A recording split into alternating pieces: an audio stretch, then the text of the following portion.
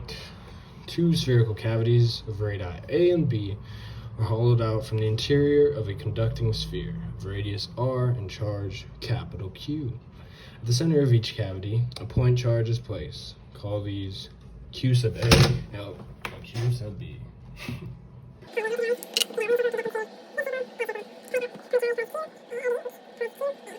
Okay, so how are these charges distributed? So we have two hollowed cavities inside a conducting sphere, QA, or with point charges QA, QB. Because it's conducting, the point charges within the hollow cavities of the conductor must be free. For these point charges to be free, the negative charges within the conductor surround the surface of the hollow cavities. So it'd be like that, I think. That makes sense, right? Negative charges do not attract to other negative charges, so we have more of them on the sides opposite of the opposing point charge. So, yeah, obviously. God. Alright, so all of the enclosed positive charges go to the surface of the conductor. So, say this is the surface, this little circle. So there'd be probably more positive charges over here next to the negative. And then probably like one, maybe two. And there's a bunch, you know, because there's negative charges, it's going to want to be by the negative charges. Let's put one there just because. All right, so yeah, I think that's how they distributed. If not, oh well. B, we have something about these little guys with the hats, right? So they want us to find the surface charge of A, surface charge of B, and the surface charge of R. Oh, I didn't even draw the radiuses. So the equation for a surface charge is this thing. So surface area equals to the charge enclosed over surface area. Surface, oh well, we'll work with it. Let's see. So for our first point charge, Greek letter with a hat thing is equal to Q enclosed. So what's enclosed in A? We have positive QA, so we're just gonna do that. Pretty simple. The surface area. So the surface area, these are spheres, not circles, so it'll be 4 pi r squared. And since this is the charge A, it'll be for R, A. Let's go. Then there's this one. It's basically the same thing, just B instead, so plus QB over 4 pi B squared. Yeah. Oh, let's box that too.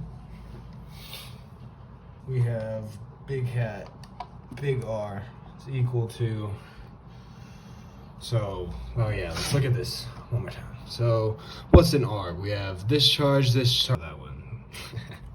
So, 3 charges, Q plus, let's put a plus there. So show it's positive. Q plus QA plus QB.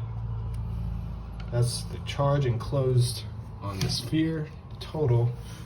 And then the area is still a sphere, so it's 4 pi. And the radius of this sphere is big R squared. Easy peasy, right? No, not. Charge of the copper sphere Q. So the charge, oh my goodness. So the charge enclosed on this sphere is plus big Q plus Q sub A plus QB, and that's because we got 3 charges in this sphere. So that's why this one's a little different. 3 charges, same surface area for a sphere, just different radius. So we have R for this one, A for the A, and B for B. All right, so what is the electric field outside of the sphere? For that, we need to draw, let's draw this one more time, but a little smaller because I'm tired. QB, Q, A, just remember their radius A and B are, yeah, plus Q, don't forget that. So we have that. What is the electric field outside of the sphere? So what helps is drawing a Gaussian surface like this.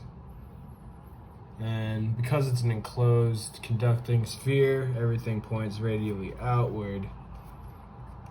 And that gives us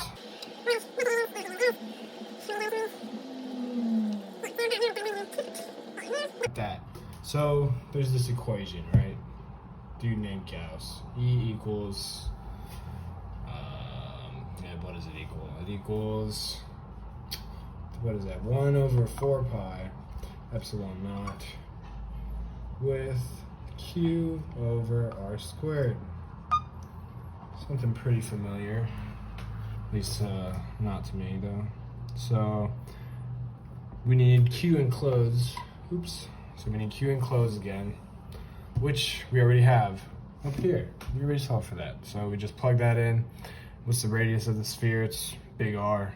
So we just get E is equal to 1 over 4 pi epsilon naught. Q plus Q sub A plus Q sub B. Make sure that's positive over big R squared R hat. Yeah. All right, now we have this stupid thing. So let's draw another circle. I love circles. So we have the conducting sphere again. Point charge out here, call it Q sub C. And this is a conducting sphere. Let's draw those again. We got the hollow cavities plus QA plus QB. And negative charges do not change because it's a conducting sphere.